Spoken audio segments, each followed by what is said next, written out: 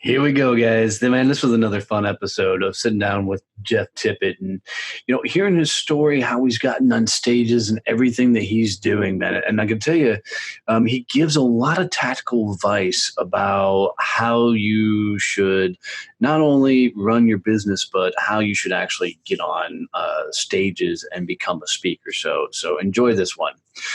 As always, this episode is brought to you by Point Blank Safety Services.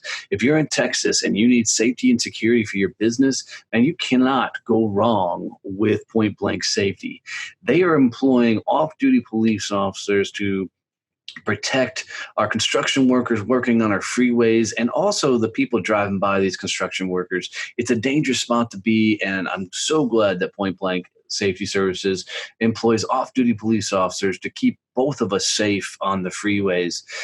They also do security and safety for your office buildings, your construction sites, your assets, oil wells, anywhere you need security services. Why wouldn't you not seriously, why would you not want an off-duty police officer, to protect those assets? They have the ability to carry a gun. They can, absolutely arrest. They can do everything in their power to make sure that your assets stay your assets. And the amazing stuff they do for the families of fallen officers is beautiful with their nonprofit called Blue Family Fund. So guys, do me a favor, head over to pointblanksafety.com. Tell Stacy I sent you, and she'll be glad to help you take care of any security and safety needs.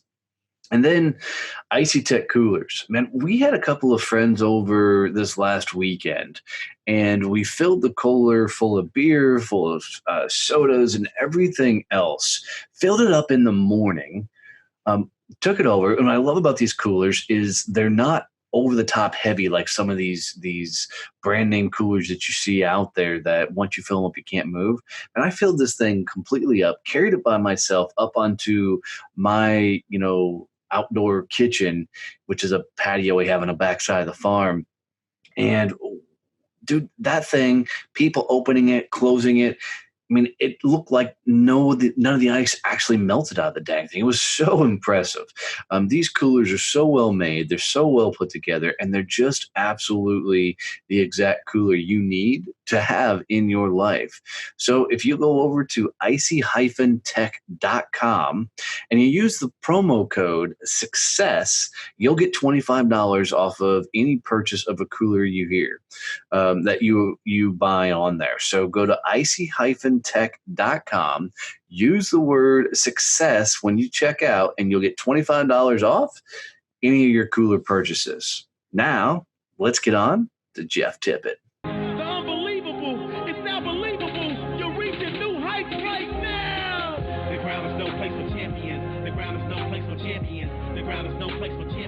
All right, guys, another fun episode. I'm bringing on a new buddy of mine. I already like his vibe. I already like his energy, so this is going to be a lot of fun. I'm bringing in Jeff Tippett.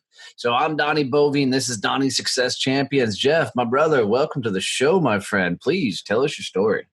Hey, Donnie, thanks for having me on your show today. I appreciate it. I look forward to just like chatting and having a real conversation with you and just kind of seeing where all this leads. Yeah, no, it'll be fun. It'll be I'll try not to make you cry. But no guarantees. So tell us a little bit about your world, where you come from and all that kind of fun stuff. Absolutely. So I live in Raleigh, North Carolina. I speak professionally. I'm out probably about 3/4 of my time. I'm out and about speaking and doing the things. Hold on, really quick. You know how somebody lives in Raleigh? How's that? Because they didn't say Raleigh, Durham. No, we don't say that. Right. In fact, the funny thing is, we have this aversion of Raleigh people driving to Durham and Durham people driving to Raleigh. It's like we're worlds apart, but we're just 20 minutes away. Yeah, well, it's like Dallas-Fort Worth. I live in Fort Worth, but everybody, that's not around the Texas area, they're hung up on this whole it's Dallas thing because of the airport. So same kind of concept. But go ahead, tell us who you are. Yeah, absolutely. So I spend about 3/4 of my time out speaking. Get to travel the globe speaking, which is a lot of fun, and sharing my message on persuasive communication, built around the framework of the emotional journey that I took adopting a baby from the country of Haiti. In addition, I own a public affairs and communications firm that I launched in October of 2014 to do a lot of political work, which was the worst time to launch a new company. It's election year. I launched in October. However, I put my shingle out, signed a half dozen clients the first week, and within the first quarter of my company's existence, I signed my first international client, which happened to be this little small company out of California called Airbnb. Oh, wow. Yeah, so it was a lot of fun. Nice. Well done. So how in the world did you get into the speaking gig on communication and things like that? I mean, it could be said as a saturated market, but that's adopting a baby to speaking. That's interesting. Well, my background, my master's is in English. So I come from a communications background, and I have built my... Then don't ever read anything I've ever written. Because I still write like a freak. Well, I do have writers and editors that help me out, so that keeps me where I need to be.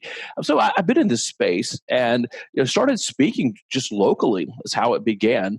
And for me, especially coming from a communications background, to answer your question here about like the saturated market, yeah, in communications it's extremely saturated. But for me, I made my focus extremely narrow in communication. So I talk on persuasive communication. And here's the genesis of that.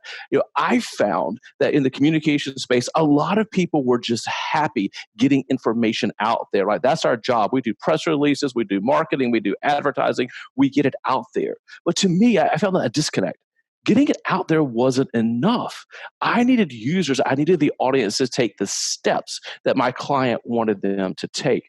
So I began to push further on this whole thing of persuasive communications. As I mentioned, like the genesis, the beginning of this for me was this adoption.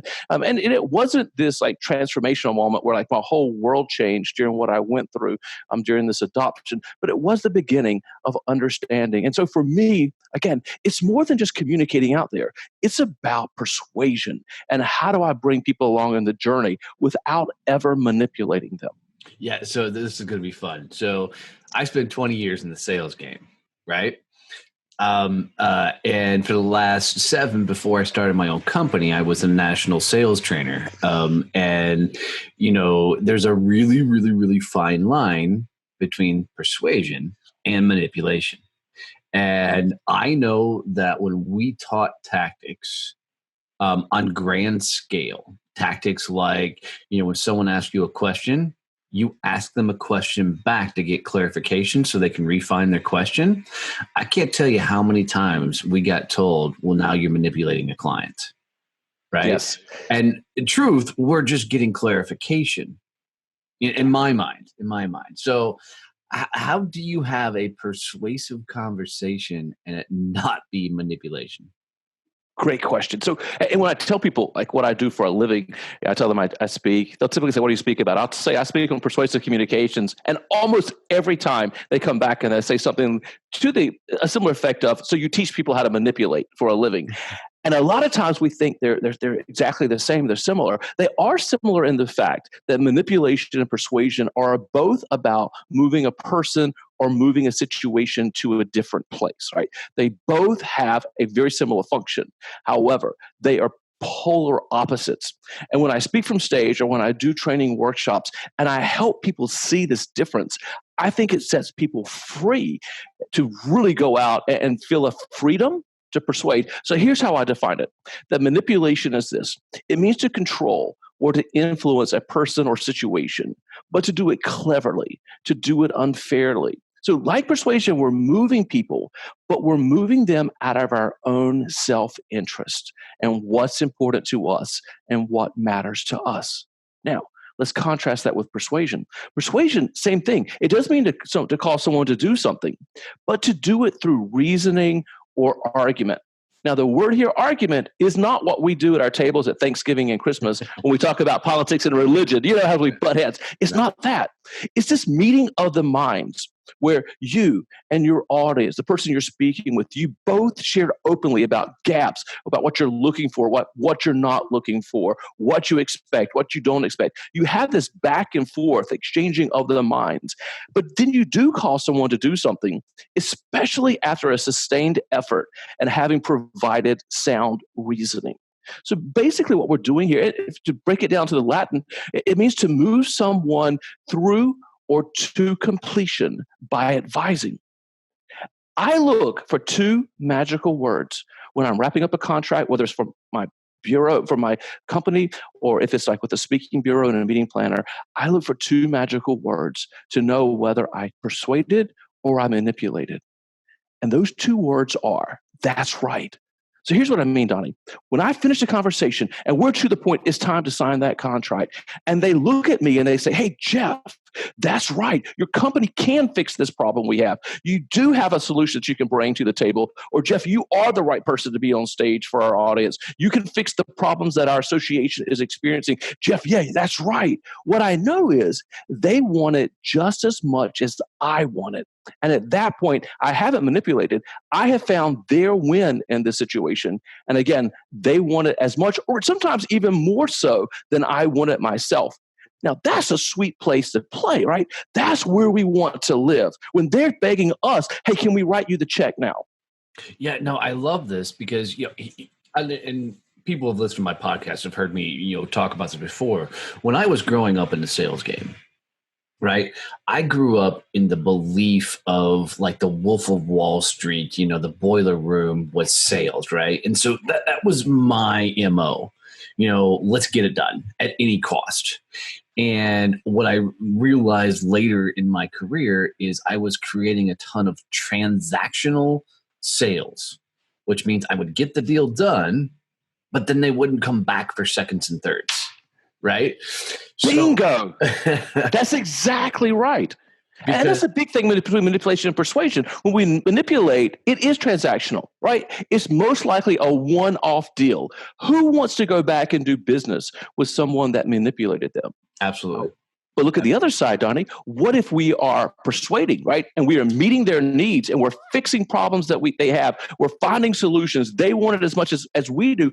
Now we're building a relationship that can be sustained over time.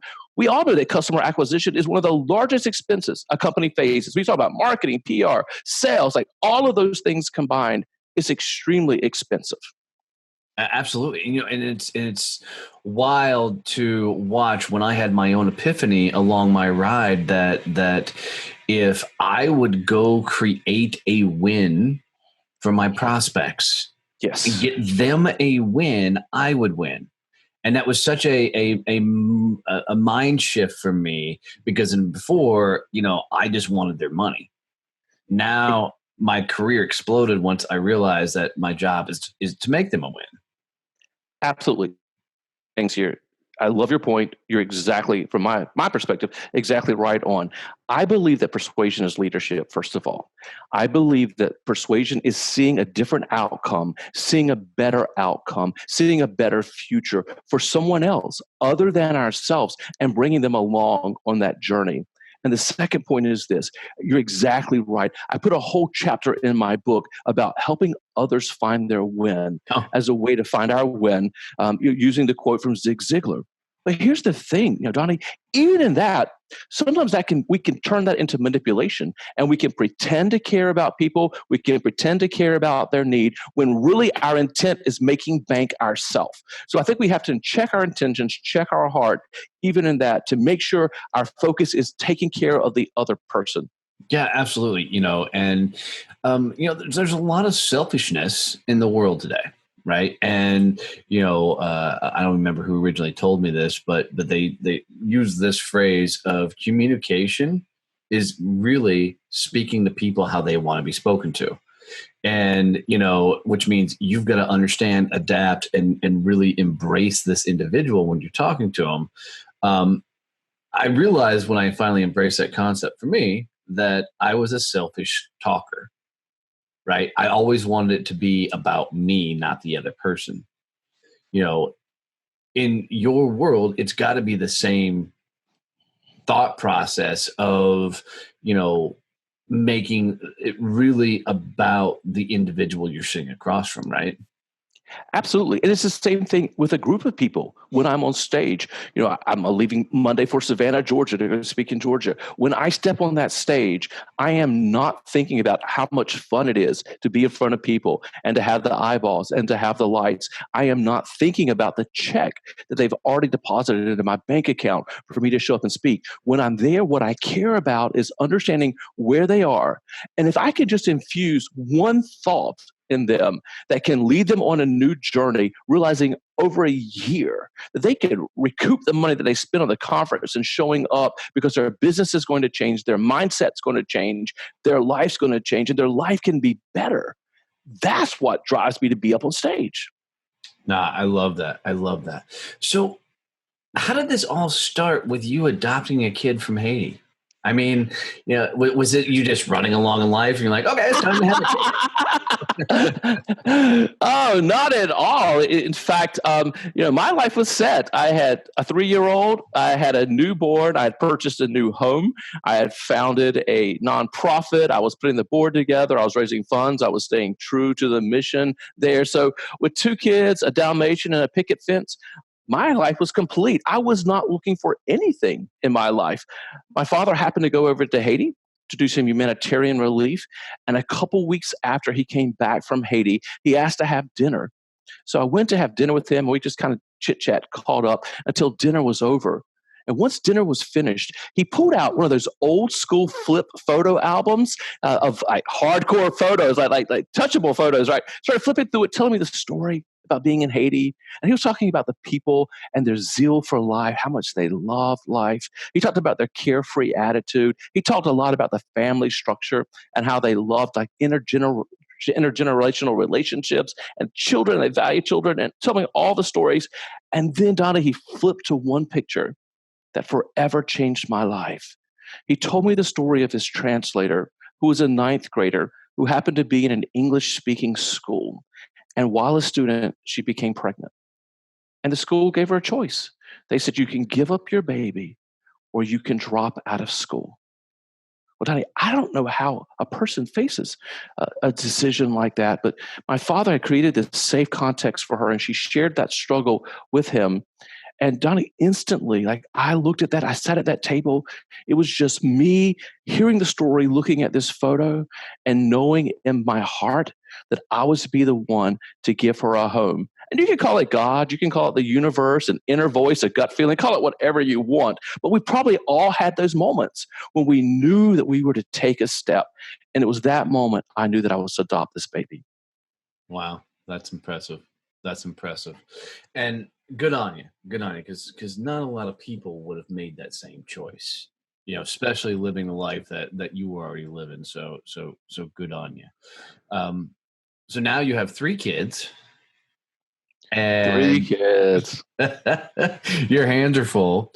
But couldn't it be said that talking to your kids is the best persuasion, style of communication training there is? Look, it is like the very best of persuasion. That's when I want to like say, you know what, I know nothing about persuasion when I'm working with the kids. But yeah, absolutely, that's the thing that I love about the topic and my expertise of persuasive communication is that in my new book that's getting ready to come out, I make the bold statement that we all live or die based upon our ability to persuade. So to me, it doesn't matter if you're the CEO of a company, if you're in sales, if you're in middle management, if you're a parent, if you're a neighbor, if you're a spouse, or if you just don't want to live alone for the rest of your life. We all live or die based upon our ability to persuade others. That's. I mean, you're using the word persuade, but I would just interchange that with sell because, I hear people all the time, say that, I hate sales. I'm not a salesperson, and my joking response is, why are you trying to sell me on the fact that you hate sales? I mean, feel free to bark because you can look right at them. Why are you persuade me that you don't like persuasion? But that's the entire thought process because it's communication, it's sales, that's what makes the world go round. And if people don't study something they do every day, then odds are they're going to screw it up. And it's not about learning to be some sort of robotic voice or some sort of Mm-mm. scripted animal. It's a learning about communicating so you can accomplish what you need to accomplish, and in turn helping someone else accomplish what they need to accomplish, on their ride and journey. So how does someone learn to be persuasive? Great question. So in the book, here's what I do. I walk through, I talk a little bit about the adoption story, and I pick up the conversation we just had about manipulation and persuasion, because like you said, like when it comes to like sales and so forth, I like to set people free that this is really about leadership. Like this is seeing a better future for the other person as well. And then what I do in the book is the first third of the book, I am walking through what it takes to capture your audience, what that looks like. So I talk about messaging and how you craft a simple message that your audience can understand and can respond to. I talk about capturing people's attention early.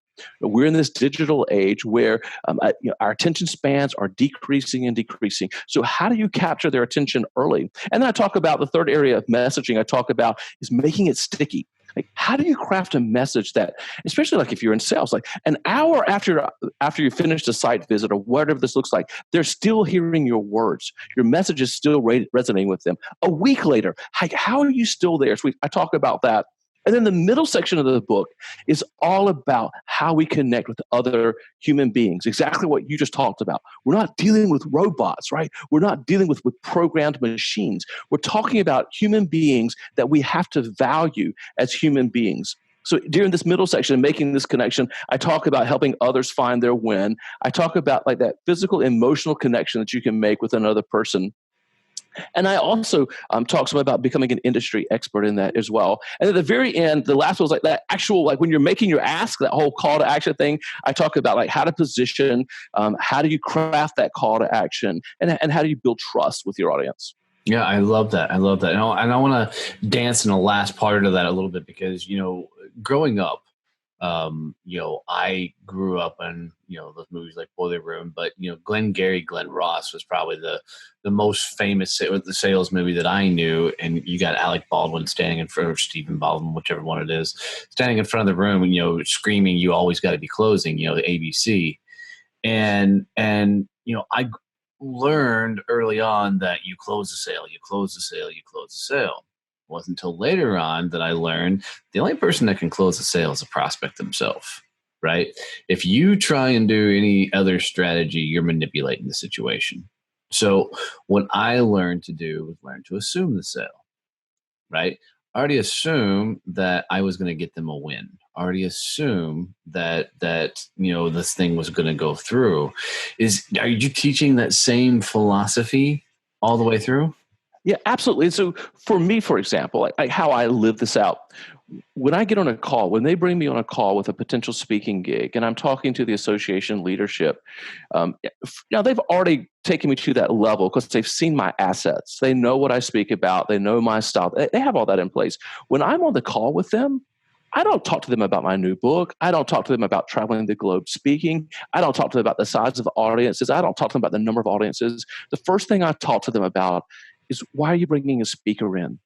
What problem are you trying to solve for your audience? What's going on in your association? What level of expertise are you trying to bring to them? What are you trying to fix? What are you trying to solve? Because I want to know up front too, am I a good match for this group? Sometimes you do walk away. You're like, you know what, this just isn't going to work. Now let's be friends, because you never know when it comes back around. It could be a good match.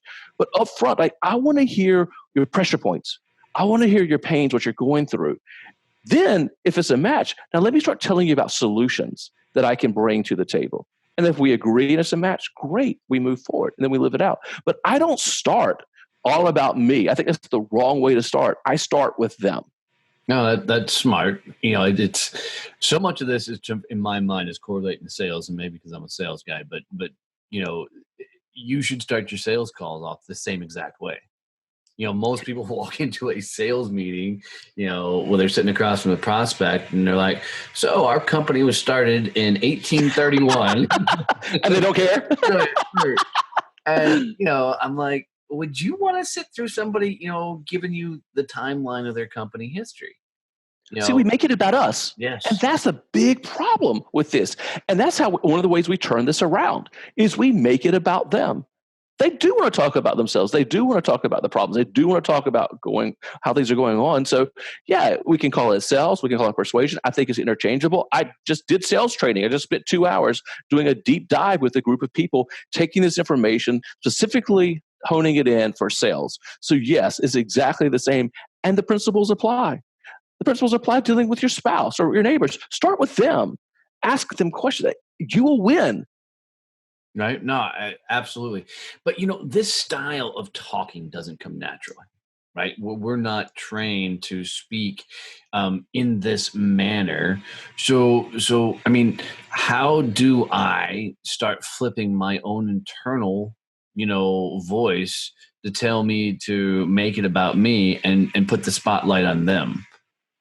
So here's the beginning of the understanding. And so let's go back to the Haitian adoption and use that for reference and use that for the story to illustrate this point. I'll skip all the details, but I was going up and down, getting everything moving forward with this adoption. This was the time during which President Aristide was being run out of office. And so his supporters and detractors were fighting. Like, I went there, I landed in the middle of a civil war. It was the first time in my life, unlike probably you, that have a gun pointed at my direction, or to have a machete held at my neck, or have to flee the city for my own safety. But here's how this change started in me. We reached a point that because of the riots, the government shut down. In fact, buildings were being destroyed and workers weren't showing up for work. In fact, many of them were taking other jobs. They had no hope that the government would open back up. And I received an email from my Haitian attorney that explained the situation and said, Jeff, here's the thing. At best, consider your adoption on a long-term hold. At worst, you need to face the fact that you may never complete this adoption. Johnny, I'd already been there. I had met this girl. I had gone from the transition. Like, I was no longer adopting a baby from Haiti. I was in the mode of, I'm bringing my daughter home from Haiti. So he sent me the email, and I was devastated. I went to bed, like, just totally destroyed that night.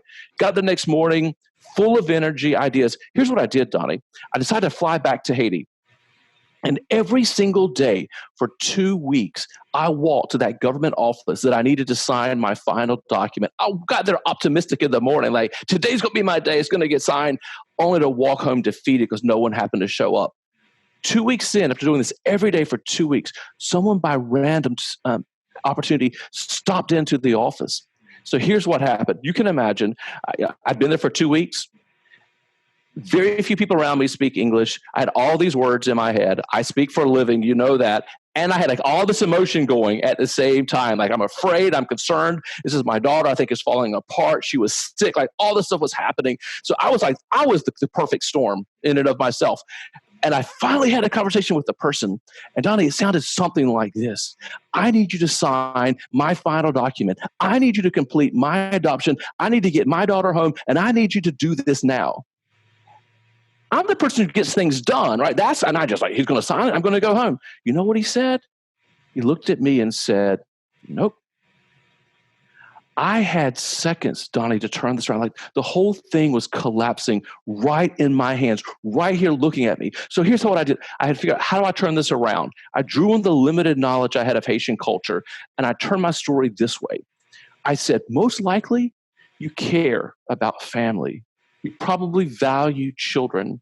And I would venture to guess that you think Haitian babies are jewels to your society. Here's the thing. There's this little baby. Her name is Janan. And I held the paper up. I said, this paper right here represents Janan. Janan doesn't have a home. She's in a creche, a halfway house. She doesn't have a home. She doesn't have anyone to support her. She has no one to pay her medical bills. She has no one to love her. She has no promise of a home. She has no promise of an education. You can give her all that by signing this one document. Within 10 minutes, it was signed, notarized. I was out the door. And that was my first understanding of turning this around and putting my focus on the other person. Man, that well done. And kudos for having that tenacity and grit, because I think a lot of people would probably have thrown in the towel, right? Not a lot of people would have fought through it. So seriously, good on you. And here's the thing is, I think, like the old saying goes, necessity is the mother of all invention, right? And, I constantly, when I get the opportunity to get on stage, tell people that they've got to get punched in the face by life to figure anything out. And you were, I mean, that's a perfect example. You were in a spot to where you were getting punched in the face. Society was saying no. You kind of said, "Hold my beer and watch this." You're And right, Donnie. But it took me failing, though. I mean, yeah, like, I did what I knew to do. I thought I was just going to make this thing happen. It took me failing. And isn't it interesting, especially in the business space, how many times our failures that we think have defeated us and destroyed us and are ending our lives and our careers actually turn out to be the very best thing that could happen to us, and often teach us something new or set us in a new direction or push us somewhere where we look back and say, oh my gosh, I'm so glad that happened. I wouldn't change that now. Yeah, I felt like I got gut punched. He told me no. Yeah, at the moment I did. But would I go back and change that now? Absolutely not.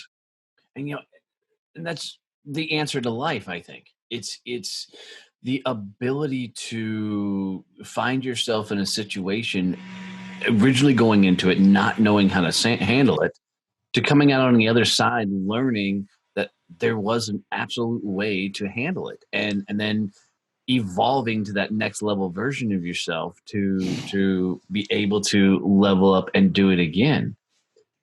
Do you Perfect. do you think that tenacity and grit to go through all that in that moment, do you think that came because it was situational, or where did it come from? Part of it, I think, is just in my DNA. Like, that's just kind of like I have that natural thing of continuing to go on. But there's also, I think, there's this inner strength that comes because, Donna, there were several times I wanted to throw my hands up. The day that I got that email saying that it was that it wasn't moving forward, like, I wanted to quit. I actually didn't think I had any option other than to quit. But then I started thinking through this, and I questioned myself, like, did I really hear this inner voice saying I was supposed to do this? Or, did I just have heartburn from dinner? Like, what was this, that happened? And then I started thinking through, like, what have I done to this mom? Because she had officially abandoned her baby and put her baby in this crash. I started questioning, what have I done to this baby who now is in this temporary housing and has no place to go? Like, all these things are spinning around. But there was this internal grit, as you call it. But the next morning, like, waking back up, all right, I got a new idea. Let's go do this. And not giving up, going back to the strength that I had when I first felt that I was supposed to do this. Yeah, no, I mean, and that's it is excuse me, geez. That's it. I mean, when you, I don't know, I have this belief that when you get stacked up against it, it's when your mind really starts working, because a lot of people haven't learned to quiet their mind enough to start, internalizing and thinking. So they have to find themselves in situations to force themselves to punch through and get moving.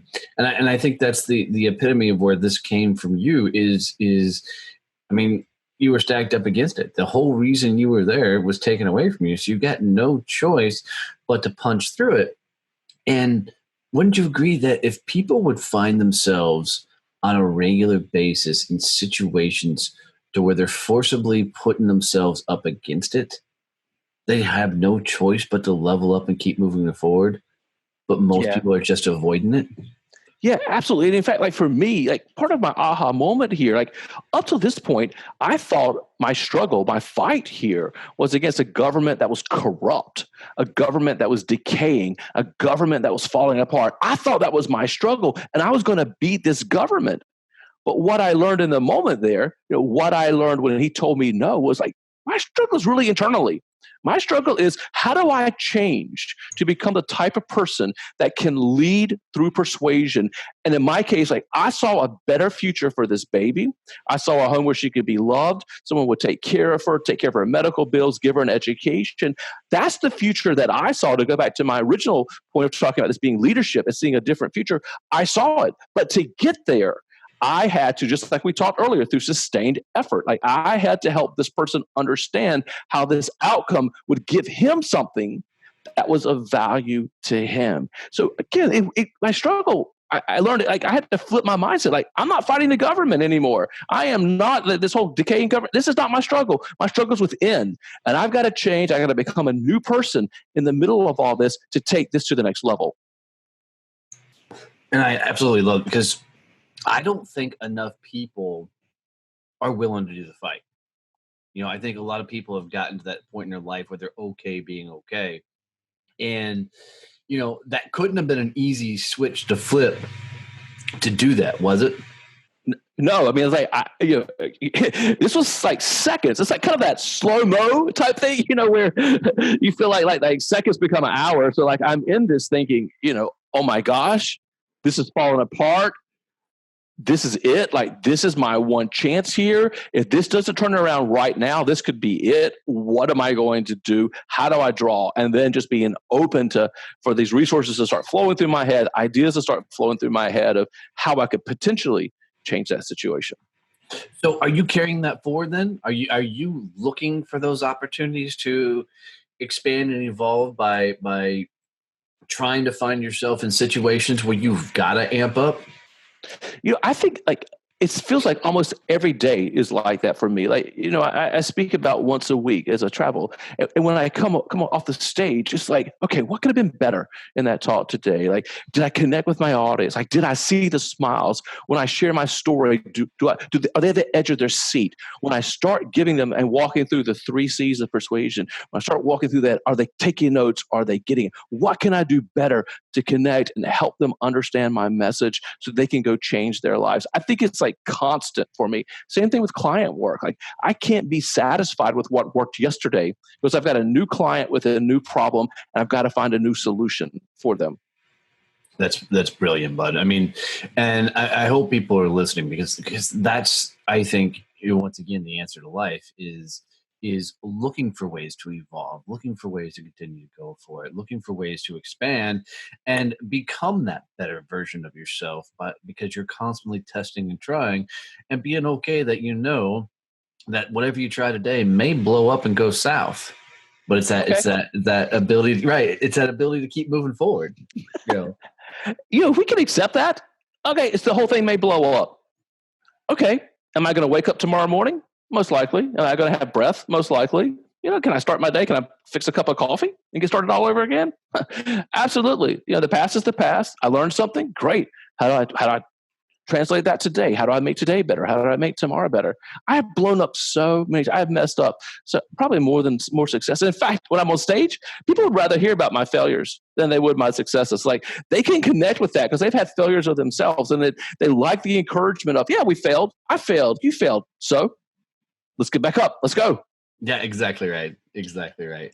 Man, this has been fun. Where do you think all this is going to take you? I mean, are you going to be, I don't know, the next Tony Robbins, the next, Jeff Tippett, where's this all going to take you?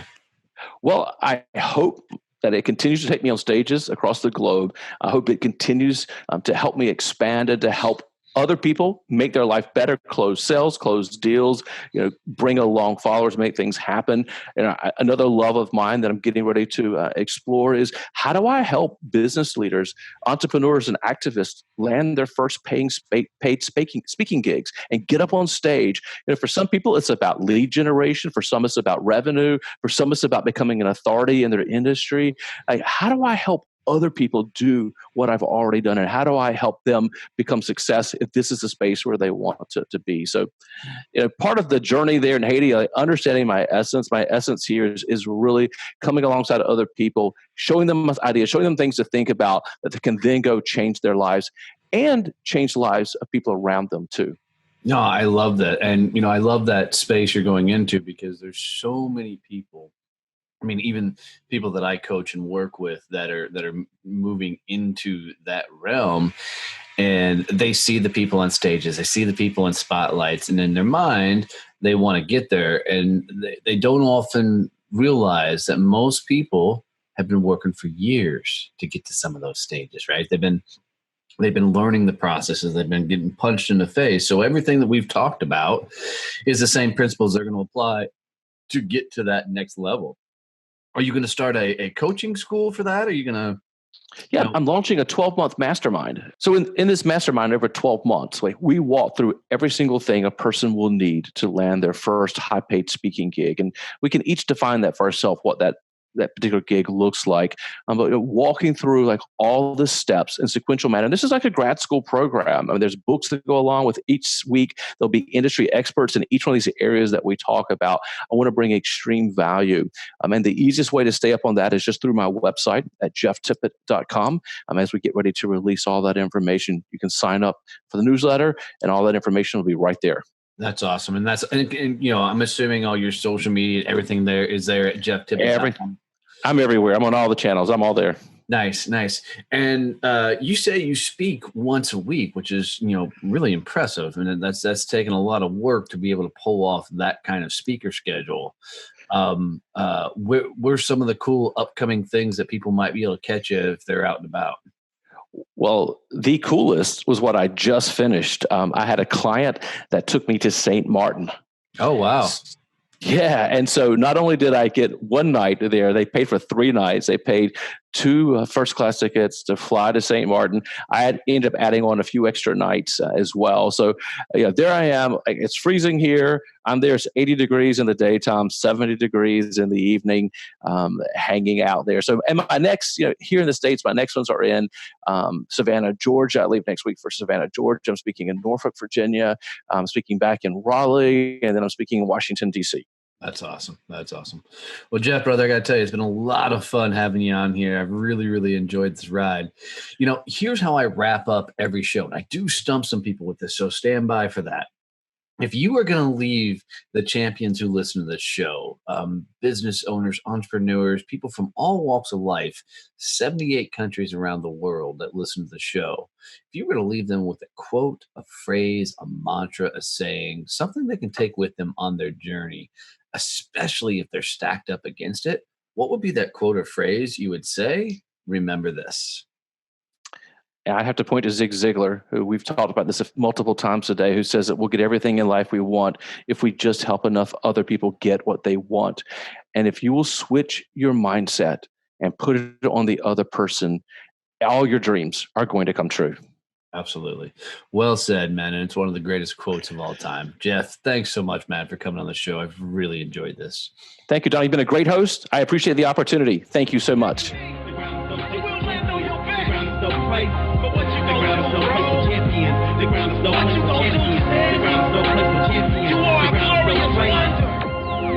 And the ground is no place for a champion.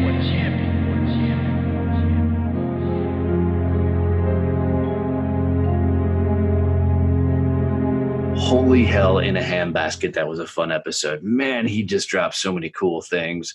I just love it when somebody comes in and they teach, right? They walk you through some of the tips and tricks that they do. Jeff's such a good dude. Make sure you reach out and say hi on all of his social platforms and everything, and follow what he's doing. He's doing some really, really, really cool things.